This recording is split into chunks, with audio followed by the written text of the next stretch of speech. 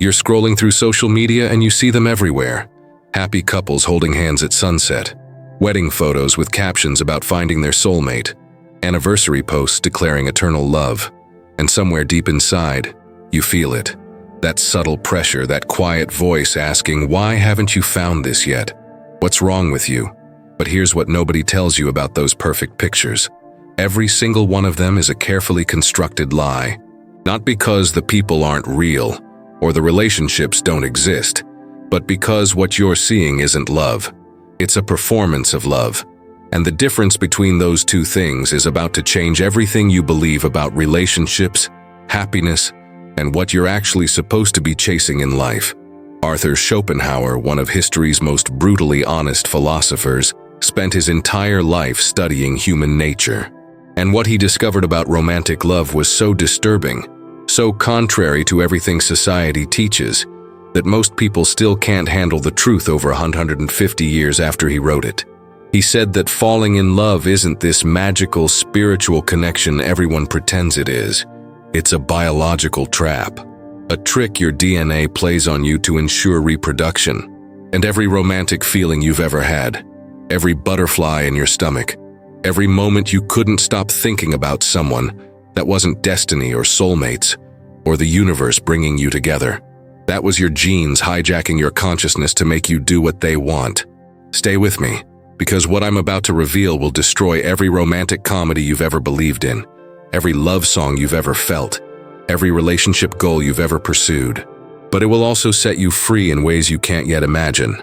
Let me ask you something that's going to make you uncomfortable. When was the last time you made a major life decision about relationships based on what you actually wanted versus what you thought you should want?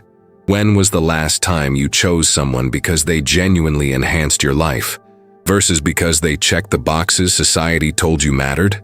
When was the last time you felt genuinely content being alone, without that nagging feeling that something was missing? Most people can't answer these questions honestly because they've never stopped to think about them. They've been too busy following the script. Meet someone, fall in love, get married, build a life together. That's the path. That's what success looks like. That's what will make you happy. Except Schopenhauer looked at this script and realized it wasn't written for your happiness. It was written for something else entirely. He called it the will, capital W, a blind, unconscious force that drives all life toward one goal, perpetuating itself. And in humans, that will uses romantic love as its primary weapon. Think about what happens when you fall in love. Your rational thinking goes out the window. You make decisions you'd never make otherwise. You ignore red flags. You compromise values. You rearrange your entire life around another person. And you do all of this willingly, eagerly, because it feels right. It feels like destiny. It feels like this is what you're supposed to do. But Schopenhauer would ask you who's really in control during those moments. Is it you, making conscious choices about your life? Or is it something else? Something deeper and older and completely indifferent to whether you're actually happy, using your consciousness as a puppet to achieve its own ends. Here's the brutal truth that Schopenhauer discovered. Every single thing you find attractive about another person, every quality that draws you to them, every feature that makes your heart race, all of it is your biology evaluating their genetic fitness. You think you're attracted to their personality. Your DNA is evaluating whether their traits will produce healthy offspring. You think you're connecting on a deep spiritual level. Your unconscious is running compatibility algorithms about immune systems and genetic diversity. You think you're choosing your partner.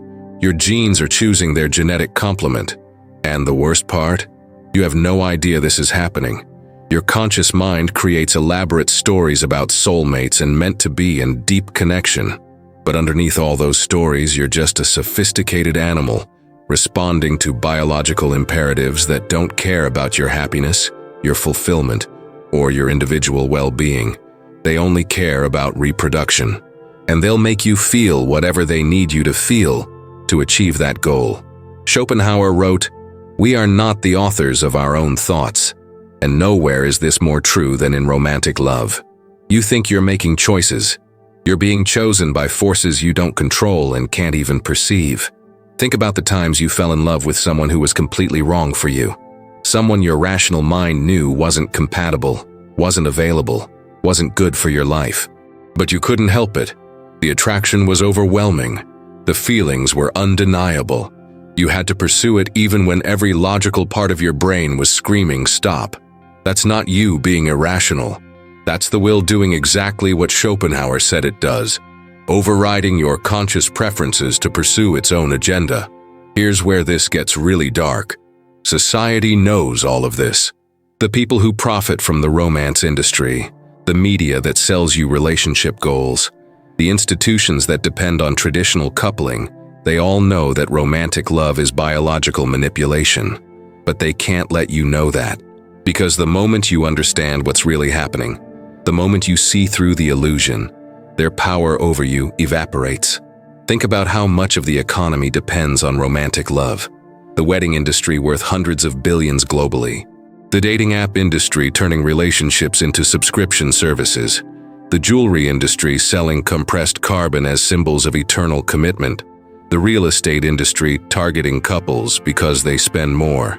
The entire consumer economy built around the idea that you need to couple up, settle down, and start buying things for two instead of one. All of it depends on you believing that falling in love is real, meaningful, and necessary for a complete life. Schopenhauer would look at modern dating culture and laugh, not because it's amusing, but because it's so perfectly designed to exploit the exact weaknesses he identified. Dating apps that trigger the same neurochemical responses as slot machines. Social media that turns relationships into performative competitions. Cultural messaging that says you're incomplete without a partner. All of it engineered to keep you chasing romantic love without ever stopping to ask why you're chasing it, or what you'll actually get when you catch it. Let me tell you about Sarah.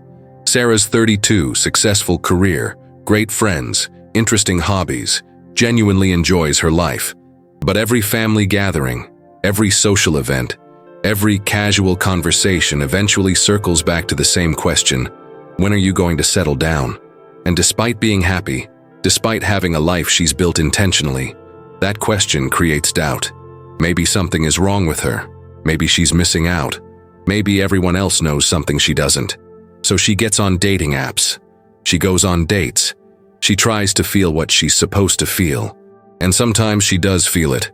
That initial excitement, that possibility of connection. But then reality sets in. The person isn't who they seemed. The chemistry fades. The relationship requires compromises she's not willing to make.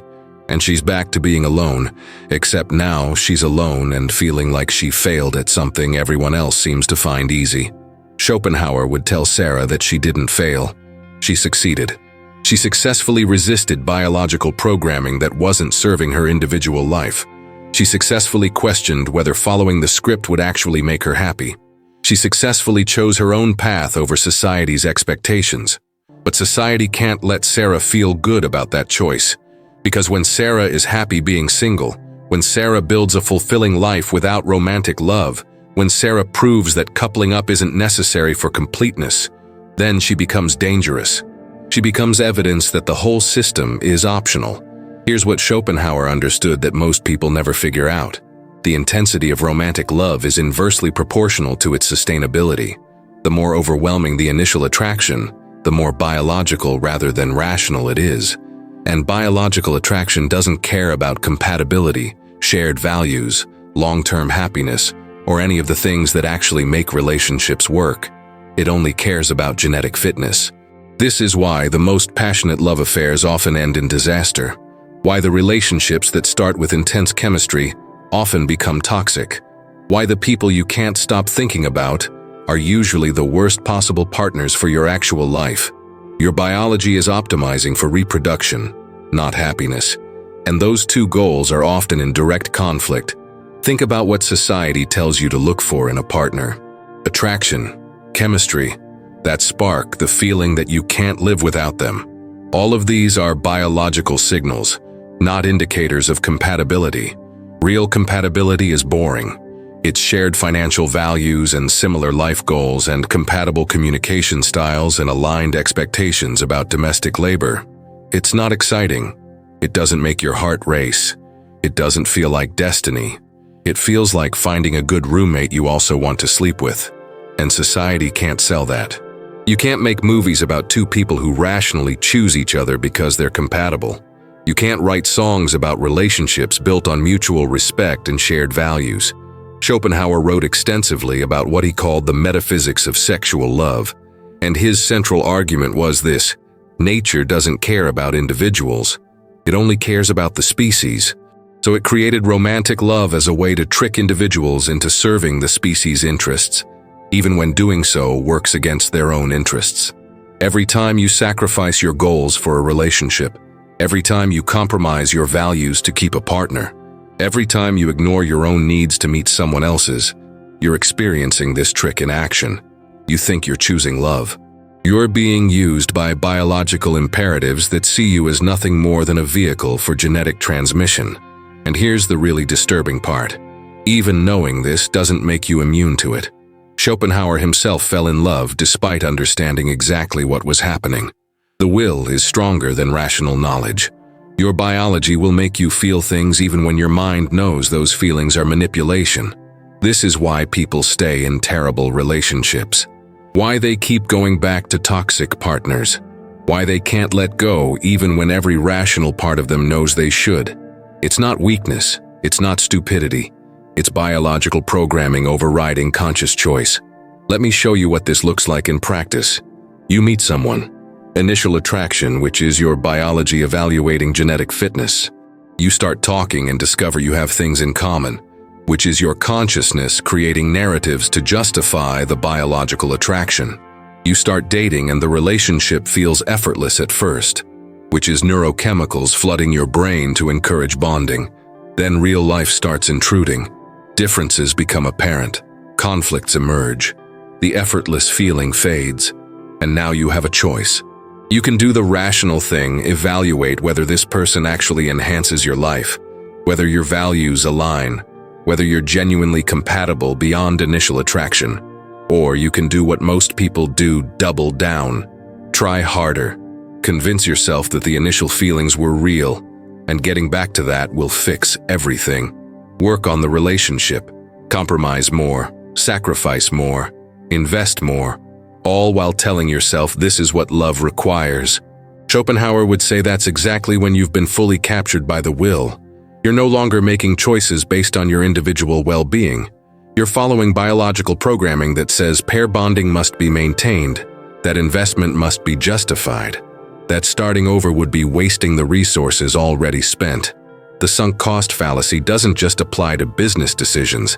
It's how biology keeps you in relationships long after they stop serving you. You've invested time, energy, emotion. You've built a life together. You've told everyone this is your person. Walking away feels like admitting failure, wasting that investment, proving everyone who doubted you right. So you stay. You convince yourself it's love. You tell yourself relationships take work. You perform happiness for social media while feeling increasingly empty inside. And the whole time, Schopenhauer would say, you're being manipulated by forces that don't care whether you're happy. They only care that you stay bonded long enough to reproduce and raise offspring to reproductive age. After that, your happiness is irrelevant to biology. This is why so many long-term relationships fall apart after kids leave home. The biological purpose has been served. The programming that kept you together despite incompatibility stops working. And suddenly you look at this person you've spent decades with and realize you have nothing in common, never really did, and the only thing holding you together was biological imperatives that have now expired. Here's the part that makes people angry. Schopenhauer argued that romantic love is fundamentally selfish, but we're trained to see it as the ultimate form of selflessness. Think about what falling in love actually means. You meet someone and suddenly your happiness depends on their presence. Your peace requires their approval. Your worth is tied to whether they choose you. That's not selfless. That's making another person responsible for your emotional state. That's outsourcing your well-being to someone else's choices. That's giving up sovereignty over your own life in exchange for the temporary comfort of feeling chosen. Real selflessness would be wanting the best for someone even when it doesn't involve you. Even when their happiness requires them to leave. Even when supporting their growth means losing their presence in your life. But romantic love doesn't work that way. Romantic love says, I need you to stay. I need you to choose me. I need you to make me feel complete. That's need, not love. That's dependency, not connection. That's biological programming making you feel incomplete, so you'll seek completion through pairing. And the genius of it, Schopenhauer would say, is that it feels like love. It feels noble and pure and selfless. It feels like you'd do anything for this person. But what you'd actually do anything for is maintaining the feelings that their presence generates in you. Society has built an entire mythology around romantic love to hide this truth. Soulmates, meant to be. True love conquers all. Love at first sight. The one. All of these concepts exist to make biological manipulation feel like spiritual destiny, to make genetic imperatives feel like cosmic connection, to make unconscious programming feel like conscious choice. Schopenhauer saw through all of it. He recognized that the elaborate stories we tell about love are just consciousness trying to make sense of feelings it doesn't control and can't fully understand. We create meaning after the fact to justify attractions that were determined by factors we can't perceive. And then we defend those stories, those meanings, those justifications, as though our lives depend on them. Because in a way, they do. The alternative is admitting that your deepest feelings might not be your own, that your most important choices might not be choices at all, that the relationship you've built your life around might be serving biology's agenda rather than your individual happiness. And that's terrifying. It's easier to believe in soulmates than to accept that you're being manipulated by evolutionary programming.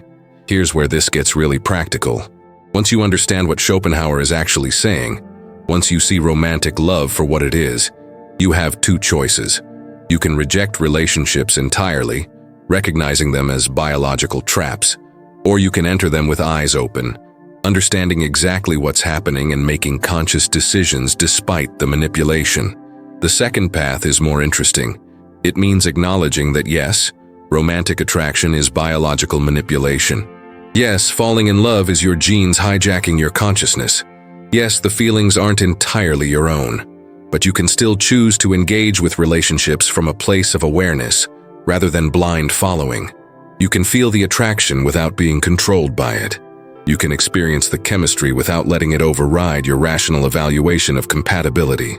You can enjoy the neurochemical high of new love, while maintaining enough perspective to ask whether this person actually enhances your life beyond the feelings they generate. This requires something society actively discourages, treating romantic relationships as optional enhancements to an already complete life, rather than necessary components of a fulfilling existence. Think about how revolutionary this is. What would your life look like without the constant pressure to find a partner, without the subtle shame of being alone, without the nagging feeling that something's missing because you haven't coupled up? Most people can't even imagine this because they've been conditioned since childhood to see romantic coupling as not just desirable, but necessary. But Schopenhauer would say that necessity is the trap. The moment you believe you need romantic love to be complete, you've handed control of your happiness to something outside yourself. You've made your well-being dependent on finding and keeping a partner. You've turned your life into a search for something that, even when you find it, rarely delivers what it promises. Because here's the final truth that Schopenhauer discovered: even successful romantic love doesn't make people happy. It makes them temporarily satisfied, then dependent, then trapped. The initial euphoria fades. The reality of daily life with another person sets in. The compromises required become clear. The loss of freedom becomes apparent. And people find themselves in relationships wondering why they're not as happy as they thought they'd be. So here's your choice. You can reject this entire perspective. You can decide that Schopenhauer was just a bitter misanthrope who didn't understand real love. You can go back to believing that your feelings are entirely your own, that romantic attraction is spiritual connection, that falling in love is finding your missing piece. You can keep following the script and hope it works out better for you than it did for the millions who followed it and ended up miserable. Or you can sit with this discomfort. You can question whether the feelings you've been taught to trust are actually trustworthy. You can examine whether the relationships you've built or are building are actually serving your individual life, or just serving biological and social imperatives you've been conditioned to follow. Schopenhauer isn't saying don't have relationships. He's saying understand what they actually are. He's saying see through the illusion so you can choose consciously, rather than being manipulated unconsciously. He's saying build a life that's complete without romance, so that when you choose to include romance, it's genuinely enhancing something already fulfilling, rather than desperately filling something missing. Because once you have that clarity, once you see through the beautiful lie society sells, you gain something far more valuable than romantic love. You gain sovereignty over your own life. You've made it this far, which means something in you recognizes the truth in what Schopenhauer discovered, even though it contradicts everything you've been taught to believe about love and relationships and what makes life meaningful. Take a moment right now and write in the comments, I choose clarity over comfort. Watch how many people join you in acknowledging that understanding uncomfortable truths is more valuable than clinging to beautiful lies, and your willingness to question the most sacred assumptions our culture holds becomes permission for others to question them too, creating ripples of awareness that society desperately tries to suppress because people who see clearly can't be controlled through romantic manipulation anymore. Hit that subscribe button and drop a like on this video, because sharing perspectives that challenge fundamental cultural narratives helps other people escape the same traps you're becoming aware of. And your engagement tells platforms to spread this message to people who need exactly this wake-up call about what romantic love actually is versus what they've been sold it should be. The next video we're creating reveals another massive illusion you've been taught to chase, something society insists you need to be complete, but actually serves agendas that have nothing to do with your individual happiness. And once you understand what we're about to expose, your entire relationship with success, meaning, and what you're actually supposed to be building with your life transforms in ways that make today's revelations seem like just the beginning of seeing through the matrix of social conditioning.